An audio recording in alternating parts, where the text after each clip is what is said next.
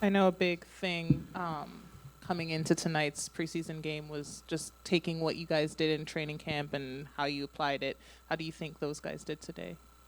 You're never going to, it's almost like a sliding scale, and I felt like the times that, were characteristic of some of the things we've been trying to train, when we did them, we have success.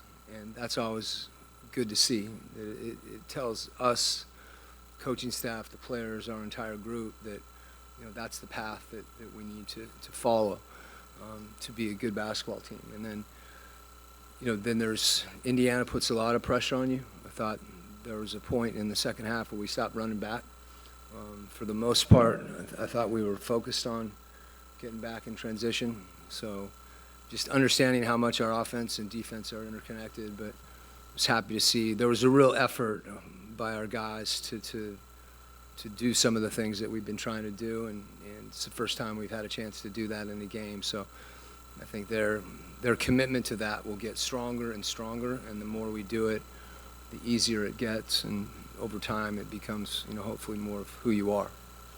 Speaking of things getting a little easier as the things go on or time goes on, Zach looked more and more comfortable as tonight's game went on. How do you rate his performance? The best thing, obviously, I think he made some plays. I thought it looked like he was enjoying himself, and not just making a shot, but he just got to throw himself into the game, because when you are the number one pick, people are going to be analyzing everything that you're doing, good and bad.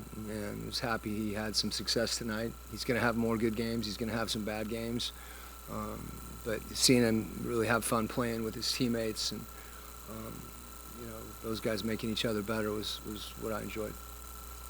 Kobe was another guy that looked really comfortable tonight leading the offense when he came in. What would you say about his performance and what he was able to do tonight? There was a few possessions, where we really moved the ball, and he was part of initiating the possession and getting us an advantage, and then we kept playing, and that was good to see. I mean, it's for us, when we have different guys, we can get a critical mass of guys on the floor that are passing the ball and spacing and continuing to play.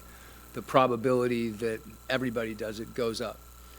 As soon as we get, 2-3 guys that aren't doing that, it becomes very difficult for the rest of the group to do that. So when Kobe comes in and he's passing the ball ahead and doing some of those things offensively, it really connects us.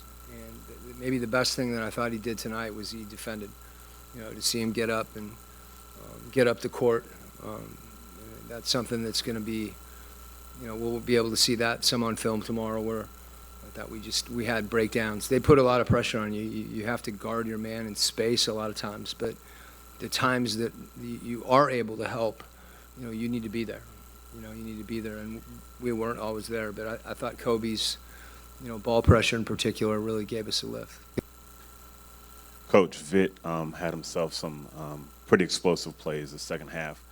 He really handled the ball a lot of the second half. Is that something you see him doing as one of your primary ball handlers, like going forward this season? Yeah, I think that's one of the things that our team has to kind of figure out.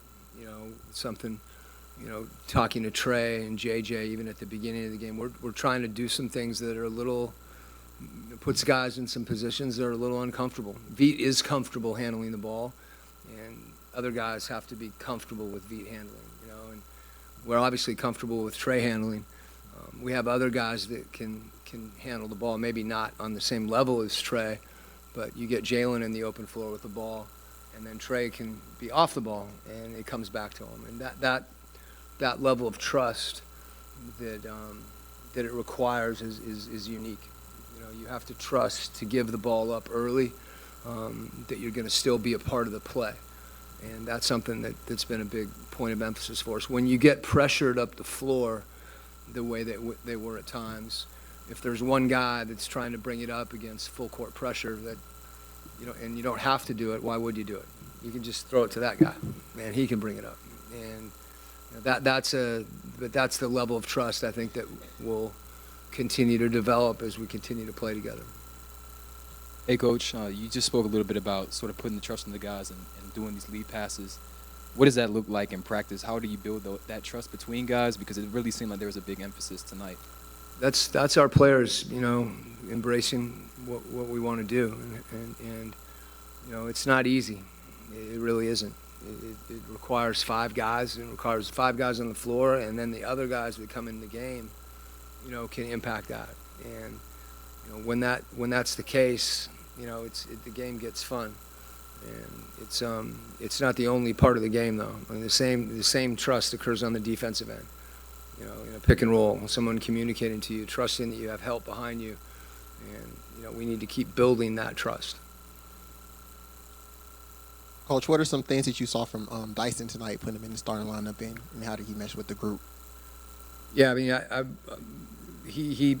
Dyson did a lot of good things.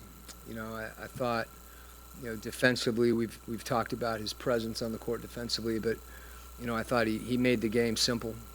He made the right pass when someone was open. He passed to him.